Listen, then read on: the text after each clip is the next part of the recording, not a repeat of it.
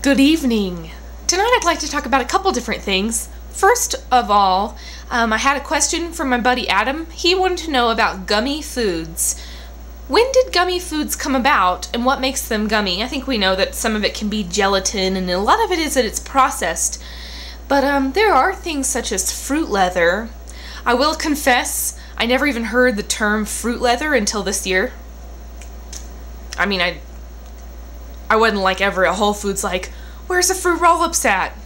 You know, I never really was a fan of fruit roll-ups in the first place, so I think that's why I never venture into fruit leather world. But it's cool. I think it's a really creative name. I feel like, wow, someone with a sense of humor came up with fruit leather. Excuse me. So anyways, but what makes it gummy and when did they come about? Like, when did gummy bears come about?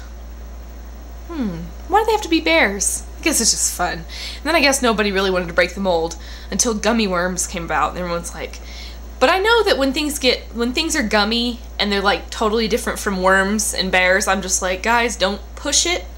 Don't push it. You got a good thing with the worms and the bears. You know what I mean? So, if you've got some answers on that one, there's all kinds of gummy things. Gummy bears, gummy worms, gushers. Those were fun, but they kind of grossed me out. I remember biting into it and it was just the texture of it. It was like fun for like one or two and then you were like, guys, no thank you. Let's trade for pudding or something else, right? The trading. Okay, so gummy things. Secondly, this is not a question. This is something I've noticed. You may have noticed it too. I'll have to give you a little bit of background. Growing up, I had probably the world's most low-maintenance dog as far as behavior, as far as how he interacted with people. He was super chill, so nice, so sweet, you know, just hung out. He was more like a cat almost in a way. Like he did his own thing, he'd hang out in the yard, roll around on a bone, come back in, play with us. I mean, but he wasn't very hyper at all. Well, in fact, I shouldn't say he was not hyper. In fact, we were robbed 3 times, 3 different times in my life. And Ditka was in the house when they robbed us. If that says anything. I can only picture him, you know, we're gone in Arkansas for Christmas and Ditka's like sitting on the couch or something. Robbers come in and I can just feel like Ditka being like, oh, there's beers in the fridge, or I mean, he was just that cool of a dog.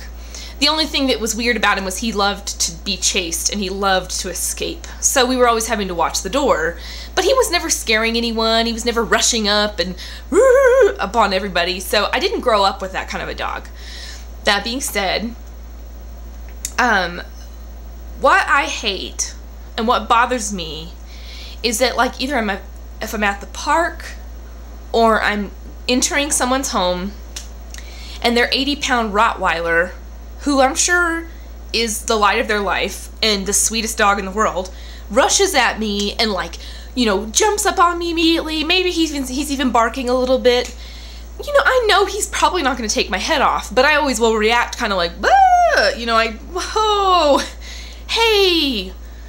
And then what I hate the most is that the owners of these dogs are always just like, oh, stop. Oh, he won't bother you. Oh, he's just all bark and no bite. Oh, stop. Oh, he won't bother you. And I'm just like, how am I supposed to know that? And then if you react, they're just like, she clearly hasn't grown up around dogs. You're like, well, do you see what I'm getting at? Do you see my frustration?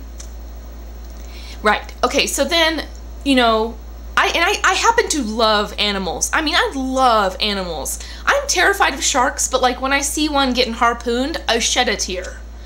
I shed a tear. I mean, I really love animals and I love being around them.